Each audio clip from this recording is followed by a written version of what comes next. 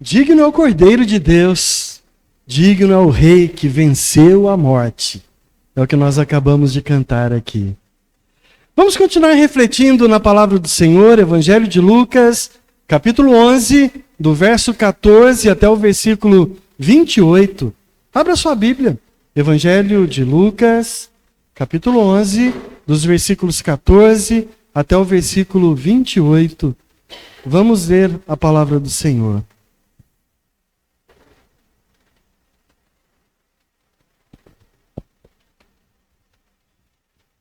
Lucas, capítulo 11, do versículo 14 até o versículo 28.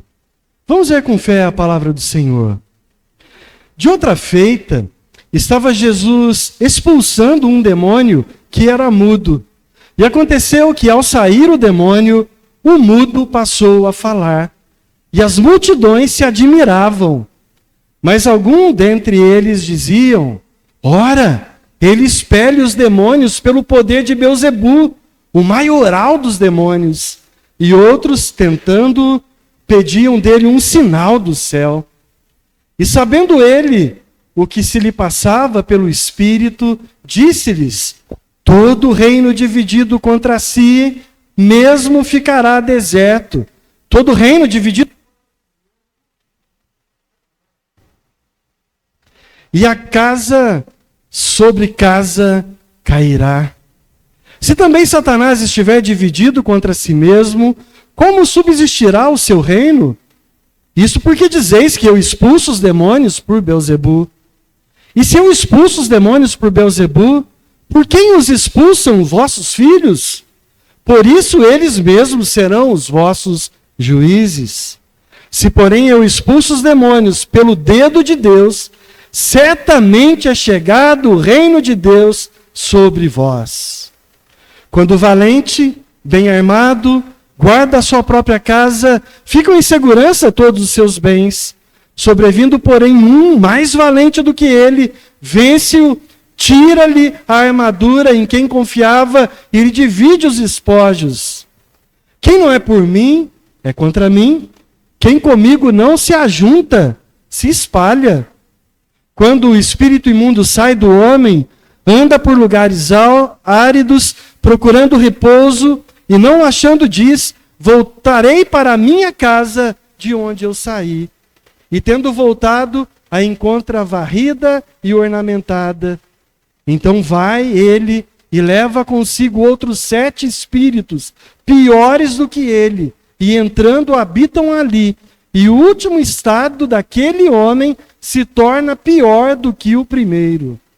Ora, aconteceu que ao dizer Jesus essas palavras, uma mulher que estava entre a multidão exclamou e disse-lhe: bem-aventurada é aquela que te concebeu e os seios que te amamentaram. Ele, porém, respondeu: antes, bem-aventurados são aqueles que ouvem a palavra de Deus e as guardam.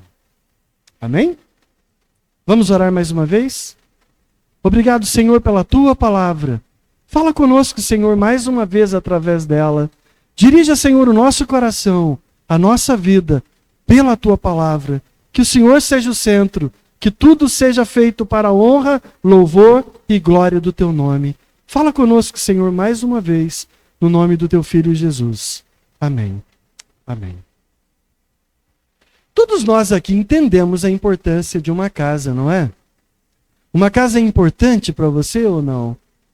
Casa é lugar de morada, de domínio, de pertencimento.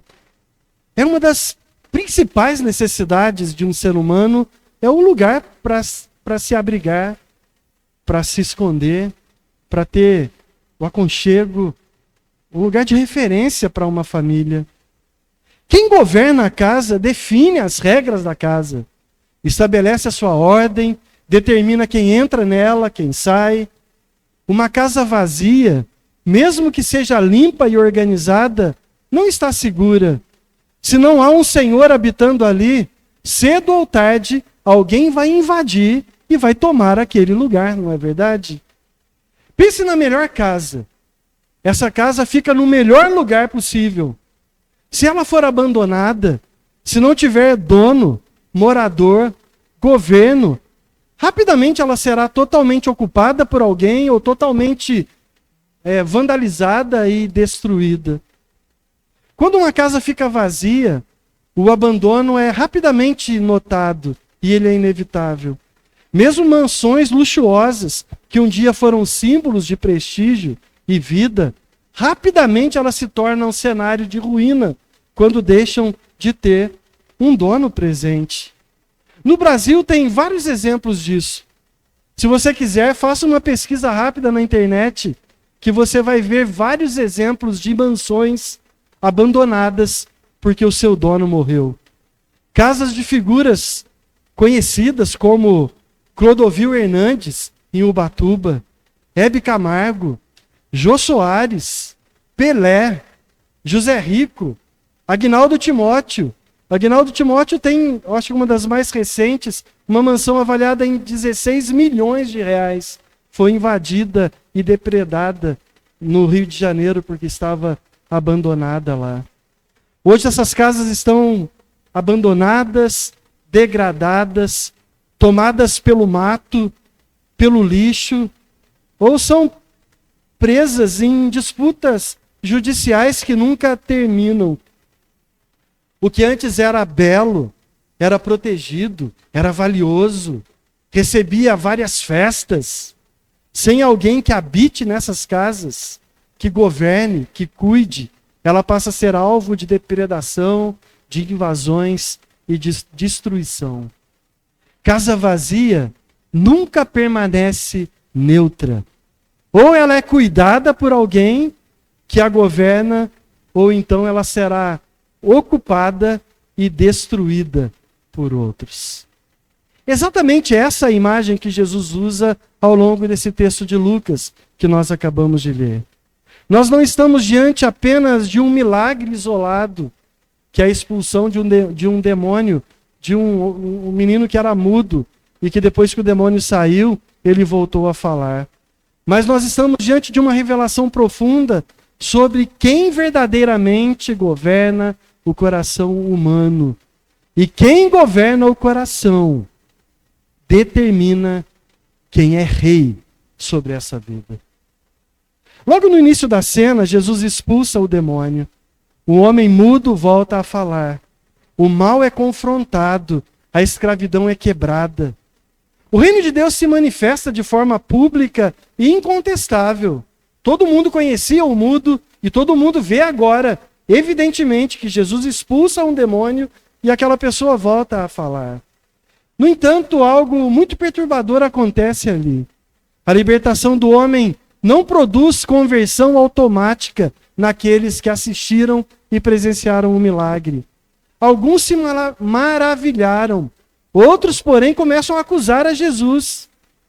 Outros pedem mais sinais. A casa foi visitada pelo rei, mas muitos corações permaneciam fechados. O texto nos confronta com uma verdade séria e necessária. É possível ver o poder de Deus em ação, ouvir a verdade da palavra de Deus com clareza e ainda assim, sem um coração regenerado, resistir ao rei. Não porque a graça falha, mas porque sinais externos nunca vão substituir a obra interna que só o Espírito Santo pode fazer na vida das pessoas. Uma casa pode estar limpa, mas continuar vazia. E uma casa vazia, ela sempre vai estar vulnerável. É por isso que Jesus deixa claro que o reino de Deus que chegou não é neutro, não é simbólico, não aceita divisões. Onde Jesus entra, ele reina. Onde ele reina, ele expulsa o inimigo. Mas onde ele não é recebido como Senhor, outro domínio permanece.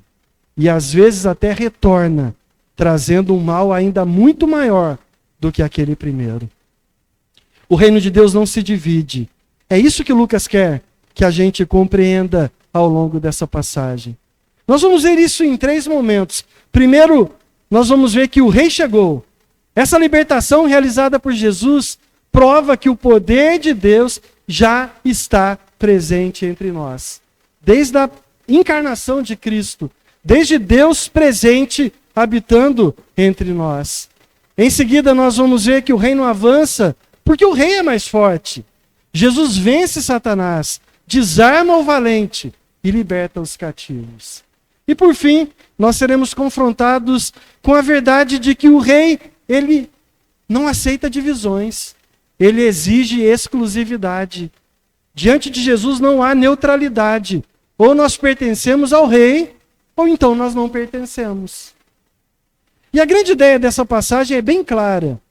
A vitória de Jesus sobre o poder das trevas revela que o reino de Deus chegou.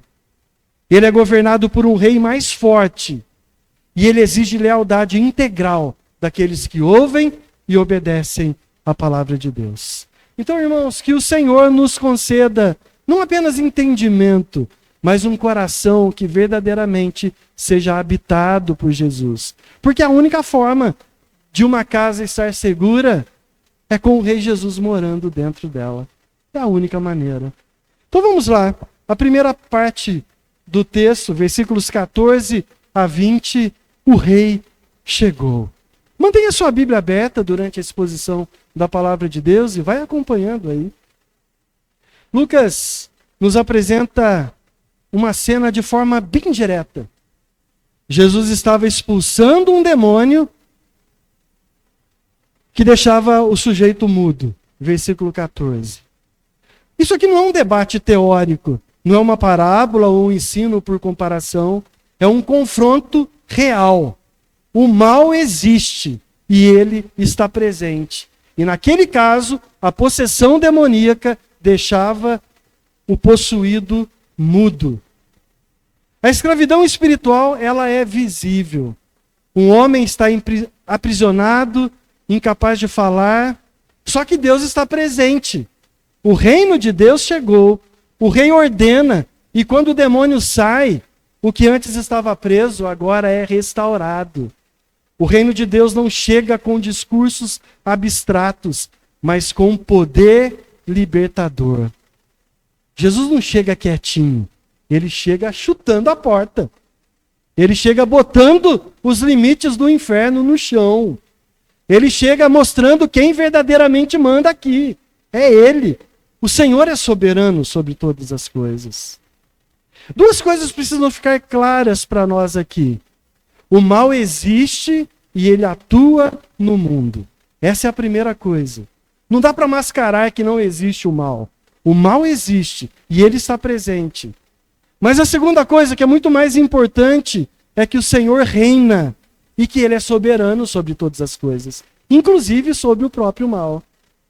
Isso nos impede de dois erros que são muito comuns. Um, de superestimar o mal, de viver com medo e uma paranoia espiritual, achando que tudo que acontece é obra do diabo, que o diabo está agindo sobre tudo, está com dor de cabeça por causa do diabo, brigou em casa é por causa do diabo, tudo é culpa do diabo. É um lado, é um exagero. Mas também subestimar o mal é um grande problema, tratando a realidade espiritual com descaso, como se nada tivesse acontecendo. Como se qualquer coisa que acontecesse tivesse uma explicação lógica que é causada por alguém ou por alguma coisa. Os dois extremos são errados. Lucas nos chama a enxergar a vida como de verdade ela é. Que existe opressão real, mas que também existe um rei real e poderoso e que está presente em todo o tempo. Onde Jesus exerce a sua autoridade, o mal não negocia. Ele não tem nem tempo para isso. Ele simplesmente bate em retirada. Essa é a esperança do texto, que não está na força do homem, não está naquilo que a gente pode fazer, mas que está no governo soberano de Deus. Que aqui ele liberta aquilo que o pecado e as trevas aprisionaram. A Escritura não nega a realidade da possessão demoníaca em incrédulos, nem ignora a batalha espiritual enfrentada pelos crentes, pelos salvos nesse mundo caído. Para a gente deixar bem claro isso aqui, não pode ser possuído por demônios aquele que já foi regenerado, que tem o Espírito Santo morando no seu coração. Porque quem já foi salvo por Jesus, o Espírito Santo habita no coração e o diabo não pode possuir a vida dessa pessoa, mas ele pode influenciar, ele pode oprimir aquele que é salvo por Jesus. Então não existe possessão demoníaca em quem já é salvo, mas ainda existe uma opressão, uma influência, uma tentativa de prejudicar a vida daquele que é salvo.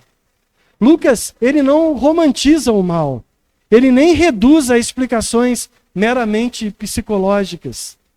O Evangelho ele nos obriga a levar a sério a guerra espiritual, sem medo, mas também sem ingenuidade. Por isso que nós precisamos discernir com muita responsabilidade. Existem enfermidades no corpo que exigem cuidados médicos. Existem problemas hormonais, existem problemas que atacam o cérebro. Um tumor no cérebro, por exemplo, que pode causar confusões mentais. Existem doenças físicas que podem prejudicar o raciocínio humano. Mas também existem enfermidades da alma, da nossa mente, que também precisam ser tratadas com seriedade. Uma depressão, por exemplo. Existem problemas na nossa mente que podem ser tratados também. Mas também existem realidades espirituais de opressão e de possessão demoníaca que só podem ser enfrentadas pelo poder e pela autoridade de Jesus Cristo. Uma possessão demoníaca, um remédio não pode libertar. Uma sessão de terapia não pode libertar. Apenas Jesus é capaz de libertar uma vida que é oprimida ou que é possessa pelo diabo. Mas o milagre descrito por Lucas não produz apenas admiração. Ele revela o coração. Alguns ficam maravilhados pelo que aconteceu. Outros deliberadamente se mostram hostis e resistentes ao que aconteceu ali. Os líderes concluem e dizem algo muito grave aqui. Olha o que eles falam aí no versículo 15. Ele expulsa demônios pelo poder de Belzebu. Belzebu era o principal dos demônios. Isso aqui não é ignorância inocente. Isso aqui é rejeição consciente da obra clara de Deus. É ver Deus em pessoa agindo pelo poder do Espírito Santo e atribuir a obra de Deus ao diabo, a Belzebu. Era isso que eles estavam fazendo. Aqui nós começamos a tocar de uma doutrina séria, a chamada blasfêmia contra o Espírito Santo. Lucas não fala objetivamente sobre isso, mas se a gente olhar o mesmo texto na ótica de Mateus e de Marcos, sobre o mesmo episódio, os dois deixam isso muito claro. Que atribuir ao diabo aquilo que é de forma clara obra do Espírito de Deus não é um tropeço verbal, não é uma postura endurecida, não é um erro doutrinário. É uma ação deliberada contra o Espírito Santo. E isso é chamado de blasfêmia contra o Espírito Santo. Um pecado que não tem perdão. E Jesus responde o que aconteceu com uma lógica muito simples e devastadora. Olha o que Jesus explica aí no versículo 17. Todo reino dividido contra si mesmo vai ficar deserto. Satanás não trabalha contra Satanás.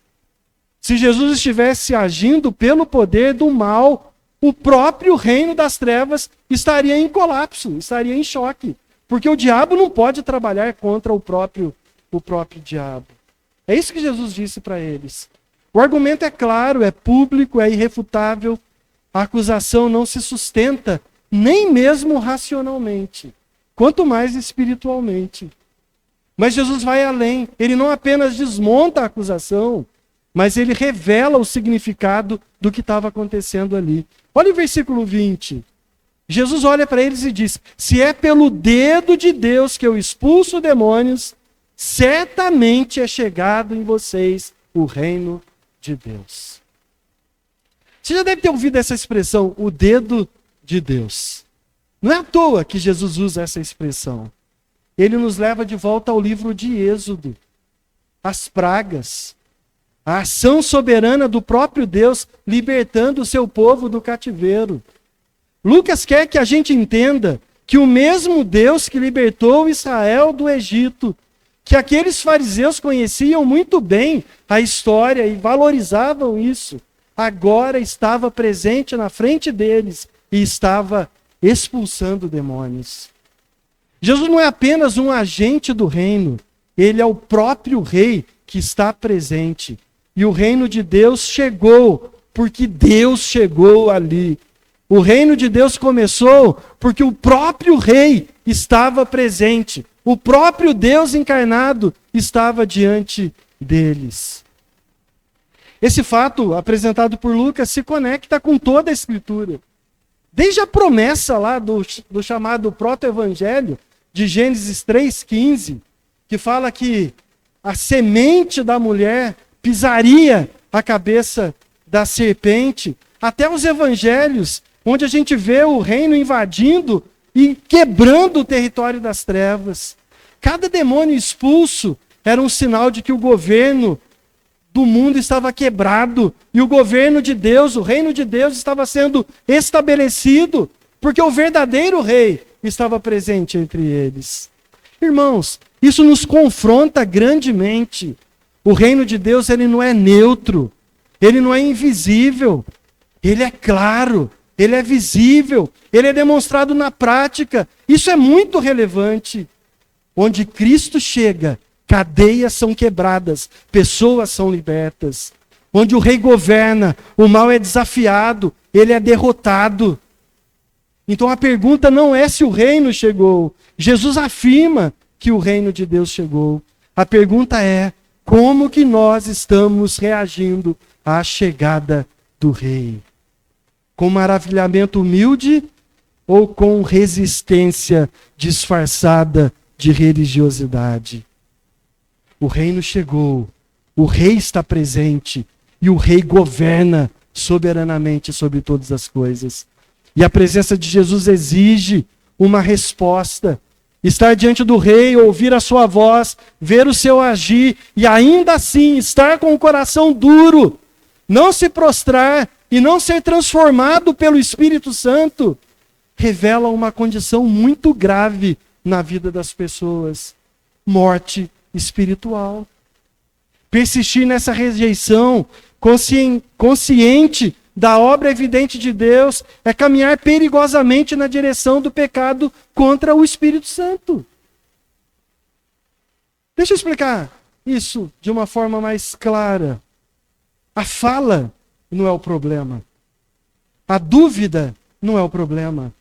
A demora para uma resposta também não.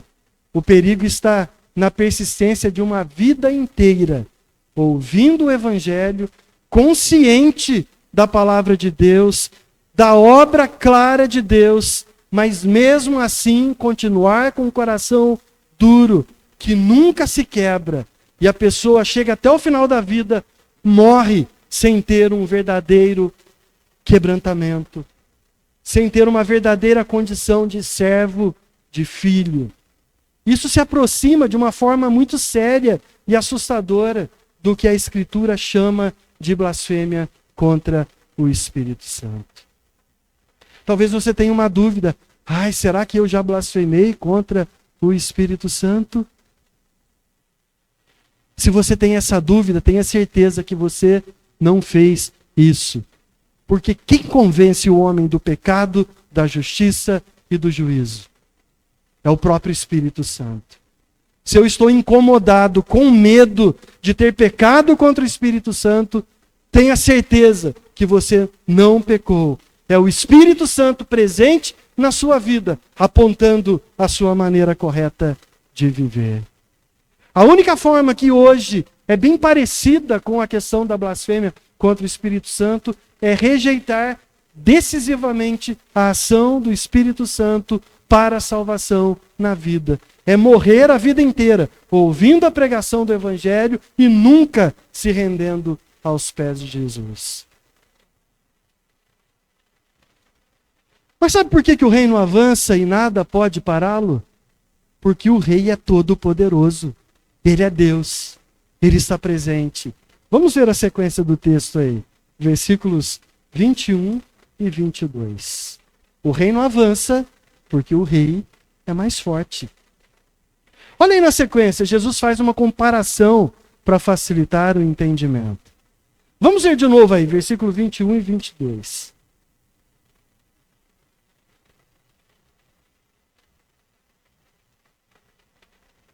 Quando o valente, bem armado, guarda a sua própria casa, todos os seus bens ficam em segurança.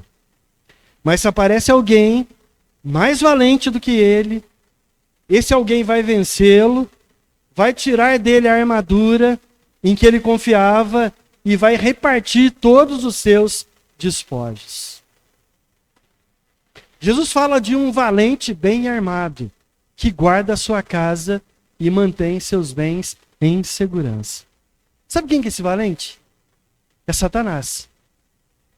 Jesus não o minimiza, não o trata como uma força simbólica ou irrelevante. Ele chama de valente e de um valente bem armado que está defendendo a sua casa. Ele reconhece a sua força, a sua organização, o domínio real sobre aqueles que estão debaixo do seu poder. O reino das trevas, de novo, ele é real, ele é estruturado e ele é ativo. Enquanto ninguém o confronta, ele reina com uma falsa paz. E os seus cativos permanecem presos, muitas vezes sem perceber que estão escravizados pela força do mal. Mas Jesus introduz a virada decisiva da história. Quando vem um valente que é muito mais forte do que aquele, aqui está o coração do texto. O reino de Deus avança não porque o mal desaparece, mas porque o rei chegou e ele é que tem todo o poder. Ele que é muito mais forte. Cristo não negocia com Satanás, não faz alianças, não divide território. Ele invade, ele vence, ele desarma, ele toma os despojos e divide os despojos. O que Jesus está dizendo é claro, sua obra não é parceria com o diabo, ela é uma conquista e uma derrota para Satanás. Esse mais valente é o próprio Cristo.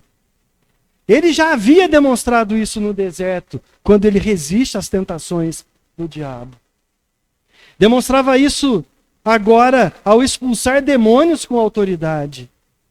E consumaria essa vitória de forma definitiva na cruz, para nos salvar, onde ele despojou os principados e potestades, ele triunfou sobre o inferno, sobre a morte, publicamente e definitivamente. Mas Satanás continua ativo, mas não é soberano. Ele age, mas debaixo de limites. Ele luta, só que ele já está derrotado. O reino avança porque o rei é absolutamente superior. Os irmãos estão compreendendo isso? Jesus disse que o mais valente tira a armadura em que o valente confiava. Isso significa que aquilo que parecia ser muito forte, aparentemente invencível, que é o domínio do pecado, da culpa, da morte, da escravidão espiritual, agora foi desmontado por Jesus e ele é fraco diante do poder de Jesus, porque o Rei Todo-Poderoso chegou. Irmãos, diante de Jesus, o inimigo perde todas as suas defesas. O poder que mantinha os homens presos agora é quebrado, é esmagado. E então Cristo divide os despojos. Pessoas que antes pertenciam ao reino das trevas, agora são arrancadas de lá e passam a servir o reino de Deus. Cativos se tornam testemunhas, escravos agora deixam de ser escravos e passam a ser filhos. Prisioneiros que eram derrotados pela força do mal, agora são instrumentos da graça para a glória de Deus. Sabe o que isso significa, irmãos? Ninguém consegue se libertar sozinho. Ninguém é capaz de se libertar por conta própria. Nenhuma reforma moral, nenhuma disciplina religiosa, nenhum esforço humano consegue expulsar o valente que está armado e guardando aquela casa. Somente um mais valente do que ele pode fazer isso. A salvação não é cooperação entre Cristo e o pecador. A salvação é obra exclusiva de Jesus Cristo. É libertação operada por Ele.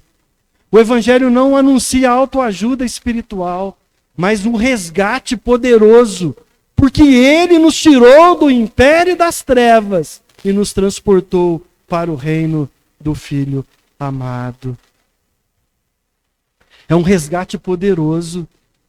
Mudança total de vida, porque agora o mal é vencido. Sabe por quê? Porque Jesus transforma e liberta a vida do pecador. Ou Cristo vence por nós, ou nós continuaremos presos. Não existe meio termo.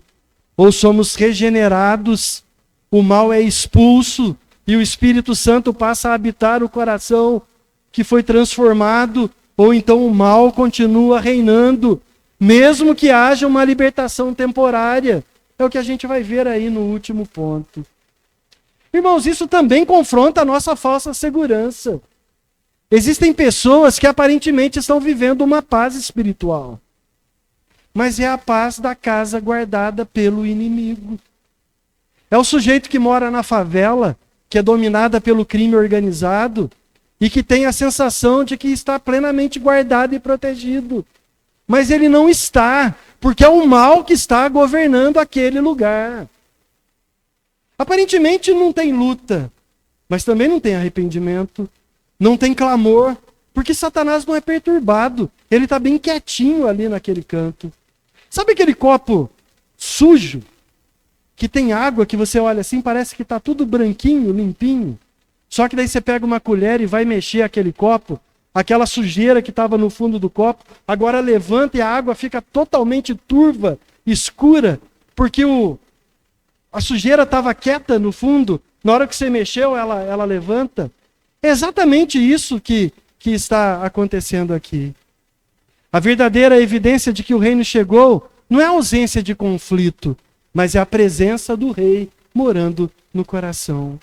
Onde Cristo entra, o domínio do inimigo é derrotado, a falsa paz é quebrada e a verdadeira libertação começa a acontecer.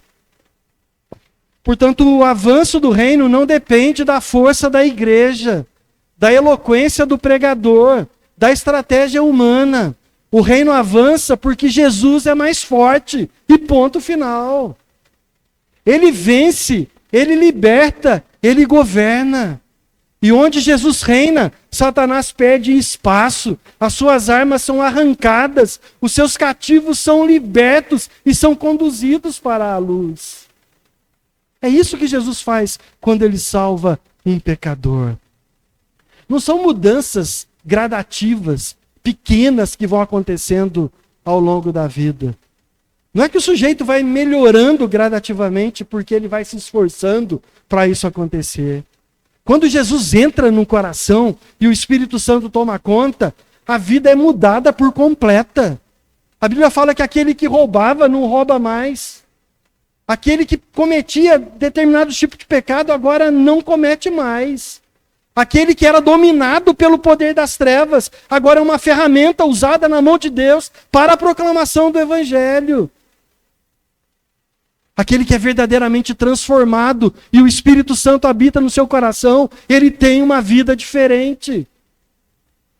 Satanás é expulso e no novo coração habita agora o Espírito Santo.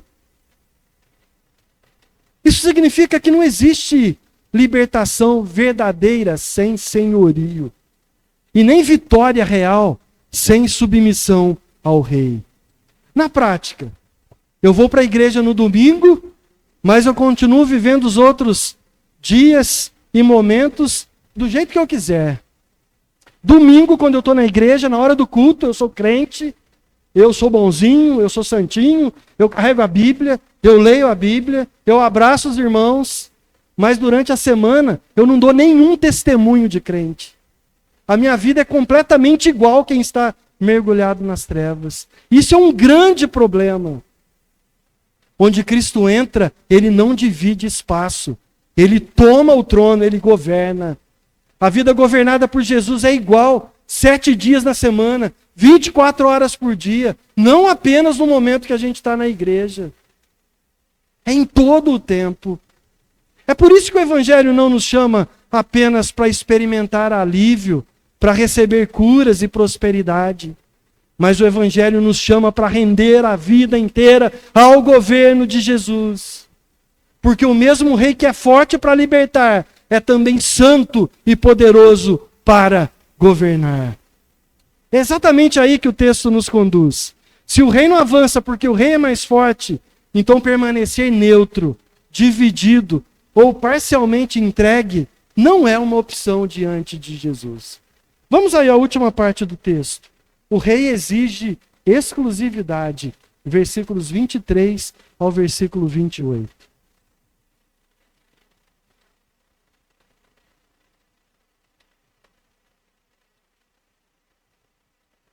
Depois de afirmar que o reino chegou e que ele avança porque o rei é mais forte, Jesus conduz o coração dos ouvintes a uma verdade inevitável. Não existe meio termo diante do reino de Deus. É por isso que ele declara com clareza cortante no versículo 23. Olha o que Jesus diz. Quem não é por mim, é contra mim. E quem comigo não ajunta, espalha. Não tem meio termo. Ou é de Jesus, ou é contra ele. Não dá para ficar em cima do muro. Ou é, ou não é. E ponto final. Aqui Jesus elimina qualquer ilusão de neutralidade espiritual. Não tem um território intermediário entre o reino de Deus e o reino das trevas. Não dá para ficar em cima do muro. Não decidir por Cristo já é uma decisão de viver no reino das trevas, longe de Jesus. Em questão de salvação, indecisão é rebelião disfarçada. Eu não quero que Jesus governe a minha vida. Por isso que eu insisto em ficar olhando de longe. O reino não se divide e o rei não aceita a lealdade parcial. Se você não pertence a Jesus, se você não está no reino da luz, não tem neutralidade. Está no reino das trevas e ponto final. Isso é duro. Mas é isso que Jesus está afirmando categoricamente aqui. É nesse contexto que Jesus apresenta a parábola do espírito imundo que retorna. Vamos ver aí de novo o versículo 24 a 26. Porque ele é muito importante para a gente compreender esse ensino de Jesus. Quando o espírito imundo sai de uma pessoa, ele anda por lugares áridos, procurando repouso, e não achando, ele diz: eu vou voltar para minha casa de onde eu saí. Isso é uma libertação temporária. O sujeito é possesso pelo demônio. Ele recebe uma oração. O demônio é expulso, sai da vida daquela pessoa. A casa fica vazia. O espírito imundo saiu de lá, mas ela ainda não tem ocupação. Olha, o texto continua. E quando ele volta e acha a casa vazia e arrumada, então ele vai e leva com ele outros 7 espíritos pior do que ele. E entrando, habitam ali. E o último estado daquela pessoa se torna pior do que o primeiro. À primeira vista, parece um novo assunto que Lucas está introduzindo aí, mas não é. É a aplicação prática mais solene de tudo o que Jesus ensinou até aqui. Jesus descreve um homem que experimentou uma libertação real. O espírito imundo saiu, deixou aquela pessoa. A casa foi varrida, foi limpa e organizada. Houve uma mudança externa, um alívio, uma reforma. Mas só que algo essencial não aconteceu. A casa continua vazia. Igualzinho que acontece com uma casa vazia, que ninguém mora nela e que vai continuar desabitada. Pega uma casa abandonada, vai lá, limpa tudo, tira a poeira, corta o mato, deixa tudo bonitinho, pinta as paredes, joga um aromatizador de ambiente, deixa tudo bonitinho e vai embora. E ninguém mora na casa. Volta lá 6 meses depois, você vai ver como é que está. Jesus está usando essa figura, essa comparação. É uma imagem muito clara e perturbadora. Uma vida pode ser moralmente ajustada, religiosamente organizada, externamente correta, impecável, e aí, mesmo assim continuar vazia, continuar sem Deus. A ausência do mal não equivale à presença do Espírito Santo no coração. Consertar a casa e deixá-la bonitinha, sem a presença do Espírito Santo, não é regeneração. Abandonar pecados grosseiros não é o mesmo que submeter o coração ao domínio e ao senhorio de Jesus. É por isso que o espírito imundo retorna, só que agora não sozinho, trazendo outros 7 piores. A palavra usada aqui por Lucas indica que eles passam a habitar ali de forma permanente. Isso aqui, irmãos, não é matemática, não é um número literal. Tinha um demônio, agora ele volta, traz mais 7, e agora tem 8 demônios morando naquele coração. Jesus está dizendo que agora existe plenitude do domínio do mal. Agora existe plenitude, legalidade. O mal está presente, dominando inteiramente aquele coração. E Jesus diz que o estado final dele piora. Ele fica muito pior do que o primeiro estágio. É isso que acontece com quem está perturbado pelo mal e procura o evangelho e recebe uma oração e é liberto, é transformado, só que abandona a fé e volta. Satanás volta para aquele coração e enche aquele coração do mal e aí passa a dominar plenamente a vida daquela pessoa. É isso que Jesus está dizendo. Jesus está advertindo que não existe segurança fora de um relacionamento integral com Ele. Uma casa pode estar limpa, organizada, moralmente correta e ainda assim não ter um morador, um governante. E casa vazia é casa vulnerável. Casa que não tem dono, qualquer hora alguém pode entrar lá e ocupar. Alguém pode entrar lá e vandalizar. Alguém pode entrar lá e quebrar tudo. O muro do vizinho pode cair e derrubar a casa inteira.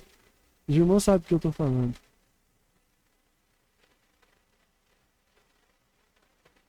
Esse ensino tinha um alvo imediato. Os líderes religiosos de Israel. Houve um tempo de despertar com João Batista. Os irmãos se lembram disso. Um chamado ao arrependimento. Arrependei-vos, creiam no Evangelho. Uma limpeza externa. Por isso que ele falava, eu vos batizo com água, mas vai vir um que vai batizar com o Espírito Santo e com fogo. Só que agora, diante da presença do próprio Messias, o que eles fazem? Endurecem o coração. Rejeitam a luz. Caminham para um estado espiritual muito pior do que antes, muito mais grave. O mesmo Cristo que liberta também julga a rejeição consciente da verdade do Evangelho. Hoje acontece o mesmo quando há mudança sem conversão, linguagem cristã sem rendição, proximidade religiosa sem submissão ao senhorio de Cristo, esforço humano sem o agir de Deus. Pessoas se afastam de pecados visíveis, organizam a vida, frequentam ambientes espirituais, mas resistem a entregar o coração ao Rei. A luz é conhecida, a verdade é ouvida, mas a vontade permanece intacta, e isso torna a condição espiritual muito mais perigosa, não mais segura. Quanto mais alguém convive com o Evangelho, sem se render a ele, mais endurecido o coração vai ficando. Irmãos, Cristo continua libertando, mas ele também continua julgando a rejeição consciente da graça. Neutralidade não é proteção, é exposição.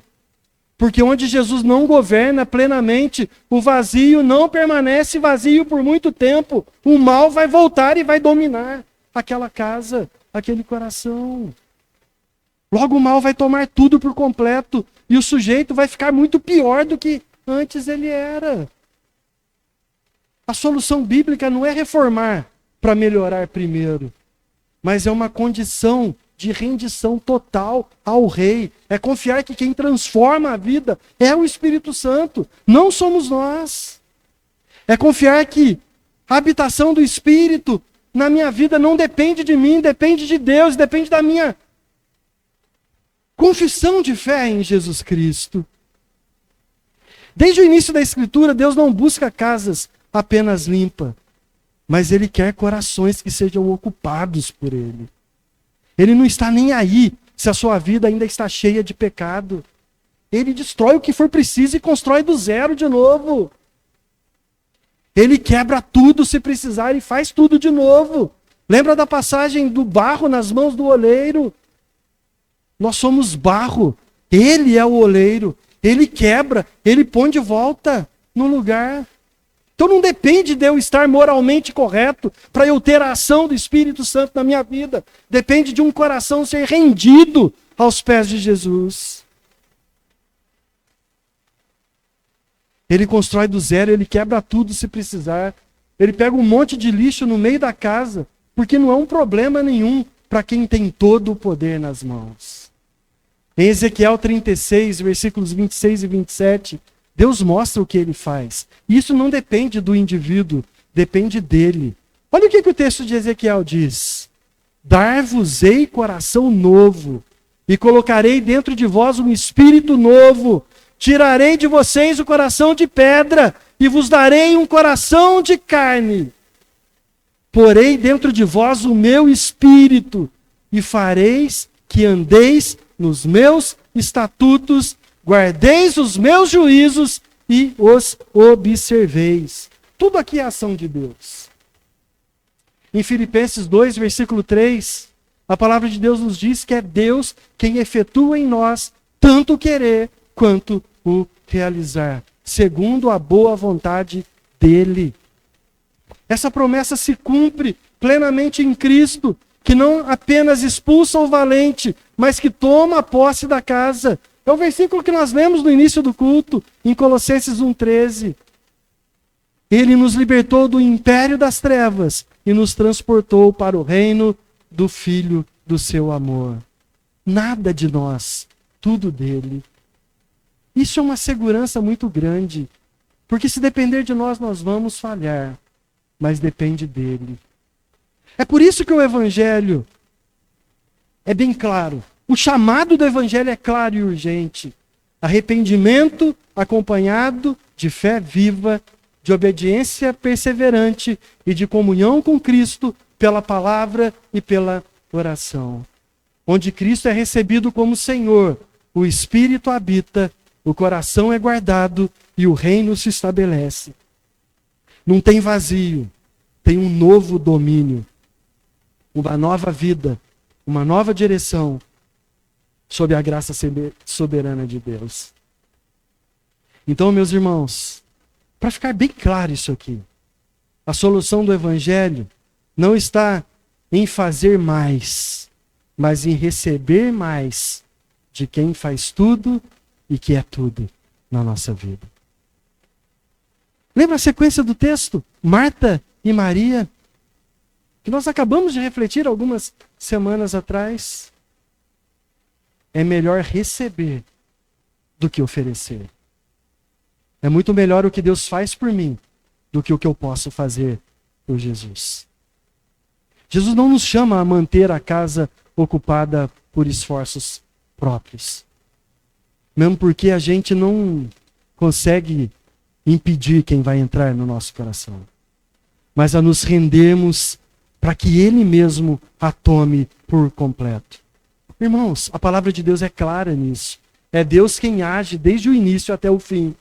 Atos 11, versículo 18, diz que é Ele quem concede arrependimento para a vida. A palavra de Deus é clara. É Ele quem concede arrependimento para a vida. João 1, versículo 12 e 13 diz que a todos quantos o receberam, deu-lhes o poder de serem feitos filhos de Deus, ao saber aos que creem no seu nome, os quais não nasceram do sangue, nem da vontade da carne, nem da vontade do homem, mas de Deus.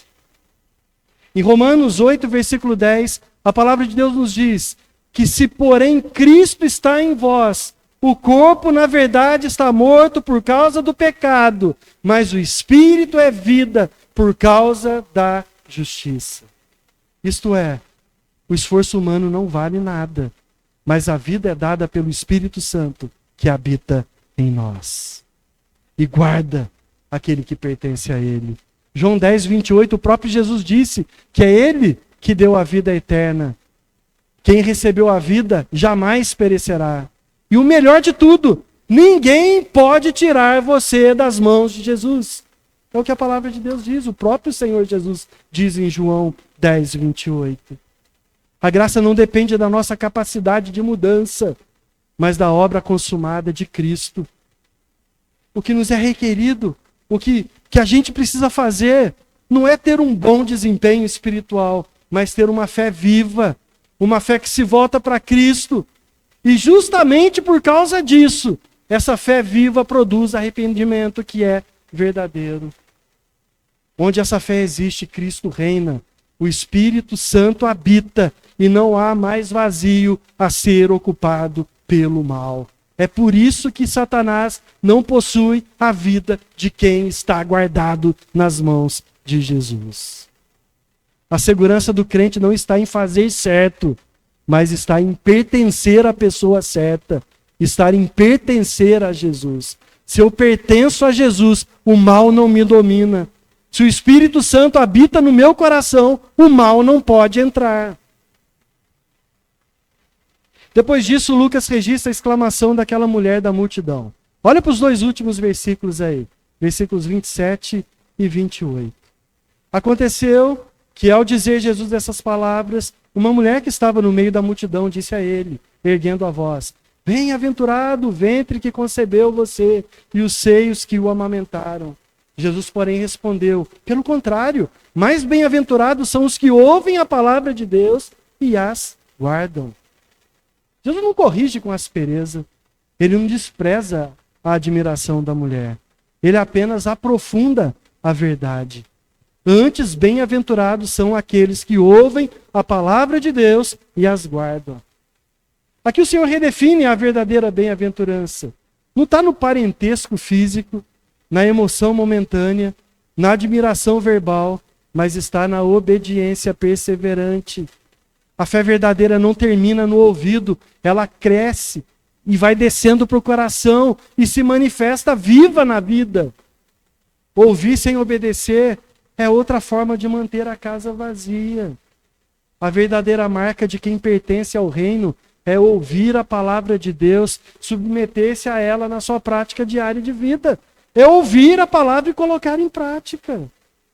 E aí Jesus encerra essa sessão deixando claro que o reino de Deus não admite divisão. Ou Cristo reina plenamente, ou o coração permanece em perigo. Ele é forte para libertar, mas ele exige exclusividade para governar. Não basta ser tocado pelo poder do reino. É necessário viver debaixo do senhorio e do domínio do verdadeiro rei.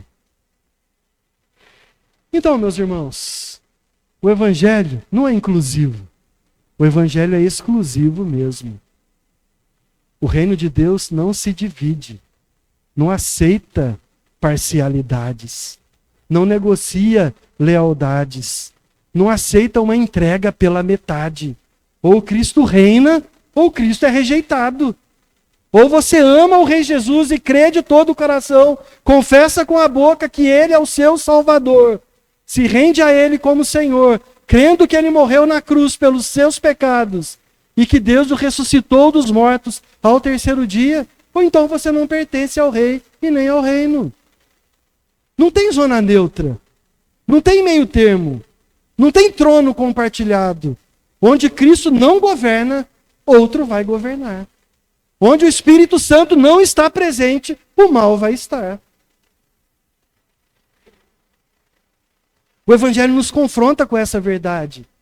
Somente a fé que se entrega totalmente a Cristo nos tira do domínio das trevas e nos transporta para o reino do Filho amado. Fora do Evangelho, não tem liberdade, não tem segurança, não tem vida.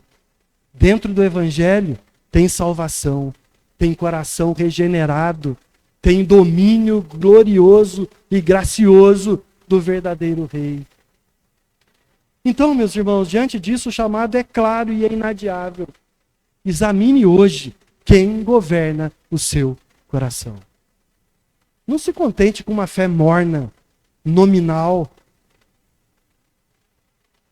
com uma moral e uma ética impecável, ou com uma casa apenas arrumada.